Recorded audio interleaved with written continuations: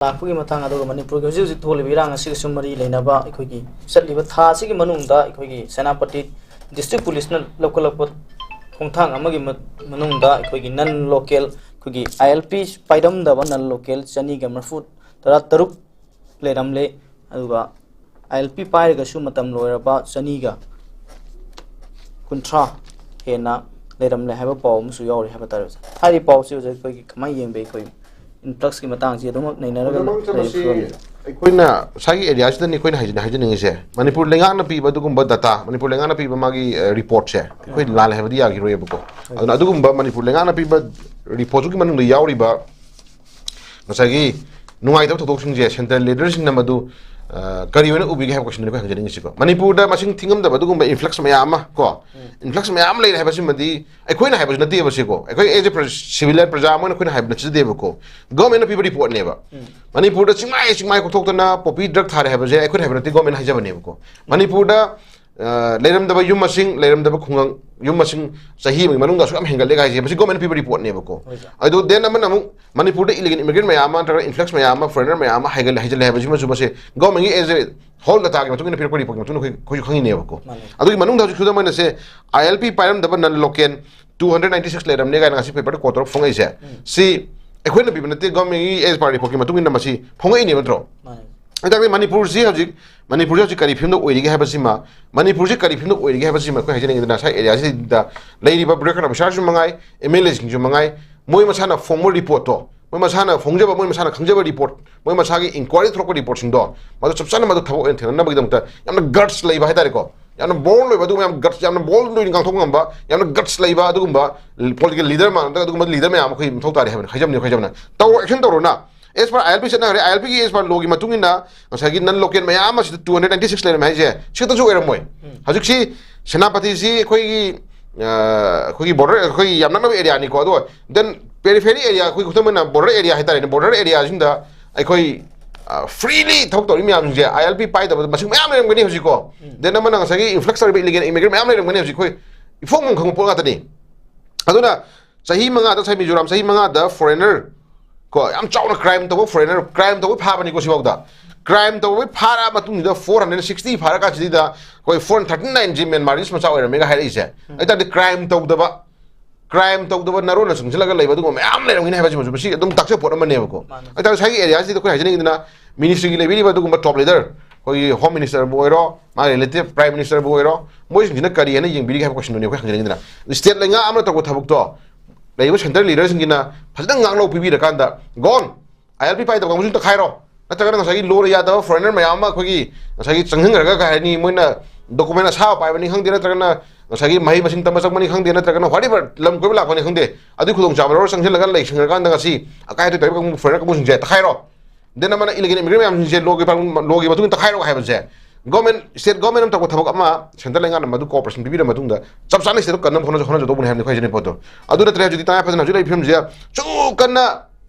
वाथोक थोगा लेर जिबावबुदा union home minister न करि हाइरे मणिपुर थोइ इरांग जिदि ताय फजना खै इथनिक कम्युनिटी नि मोय मासे पतोक तोंनबनि सही मंगा तरा सही मंगा चंगमनि खोपनि गायने यामना लाइन हाइदो पसिजु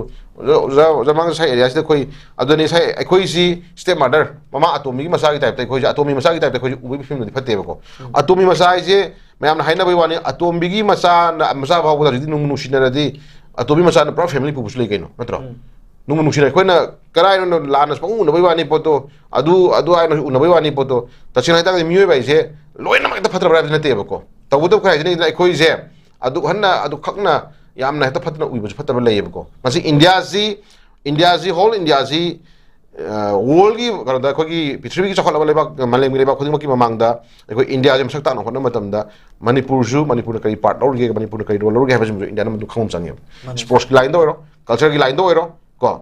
अद एनी कोई मिलिटरी की लाइन दो ओरो हंदक जो कोई ऑपरेशन सिंदूरदा मैथै पंगी कोई चुनाव अमा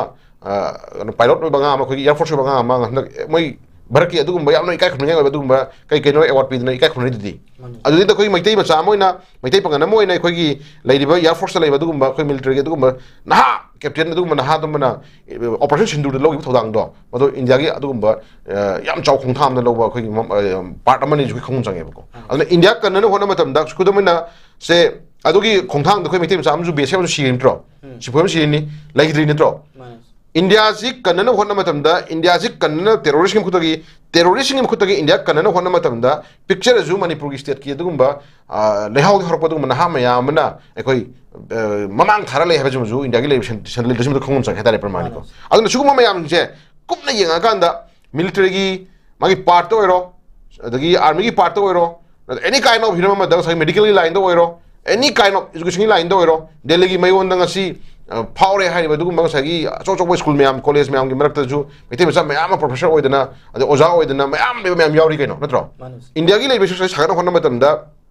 India gi structure phajana honna matam da India je meam na kirna ba aki bebhar tawna honna matam da education line da doctor gi line da dagi medical gi line da dagi den namana engineering line da whatever any issue khudi makta manipur gi lady ba picture ba station manung ju any kind of communities maite obi maite pangno bi naga obi whatever any kind of community manung sindagi ama dum represent torkanda India ngak na hona dum yauri heba India khum changi ko sugum yam jeng asi lady ba union home minister madu khum changi khambir kan da hujit lady ba se senapati da ILP center people khudol natro manipur lenga ki manipur jaga da ma phanna bi dum to pire khudol ne da gadi ILP je phajana implement torkanda chap chan madu gi bedjar ma thambira kan da bedjar ji su tanga phajana mayam haina 1951 ne ko adu government 1961 ne tawle do yanama ka ma tawanda khoi edu gi bedjar ma tungina manipur da changhel iba ILP pai da badu gumba influx ari ba mayam je khoi gi ka haini nan local haidare pramani ko adu gumba mayam ji taga phajana khoi na hoi magi in the meantime ai thabak shuba lakchaba ra tagana magi purpose magi lakchaba magi time bound time frame gi matungina lakchaba ko adu mayam system man naina ko tawbira kan da manipur je dugum system ni khada phajana niyom sum sapira ga di kanmang ngani ko adu ta sagi pang taw da taw he na bi masum itara ga di ojamang cha last manipur je ekoi je mi top yot khwa ya gi haidare ko ekoi gi furup khunda manager ba khoi mi la kun sa taruka something le jaba manipur state ki missing ni kasu yam manate ko to ba furup masa le mi am ni kasu missing yam tanate aduna ekoi gi missing yam jada ba dugumba manipur lenga ki dugumba le jidi ba manipur state ki le jari ba dugumba missing yam jada mi wising je ekoi foreigner na tagana non local na tagana tanga pa na khoi illegal immigrant ma yam na masagi tohum tokpa government gi pahum to poche chang paidana lakpa dugumba loan ya da illegally changla ko ma yam na ekoi influx taw na dugumba khoi missing yam jada ma yam je tam tam mang hinna ba na tam tam sum yosang hina hona ba jidi sidi achobuna masa yor pa ba jidi sidi nature ne ko aduna matam thok to holu magi ka da to ana privacy le hello ha bo hi je masidi as a human na mi mo na madu hayam thok ta ba madu hay na hona matam da madu ki justice tawdi ba kangbu singduna madu changmu ya hiroi na sum sahi ani hen na thamjil pai je masi khoi kara area no hay ko simla thore ko adu ke am kuino ko patience le no poto amadi haibiro ba amadi handling e ba jamangcha adu sahi December or not before December hadaki live December ki thabak manung sida December tha manung da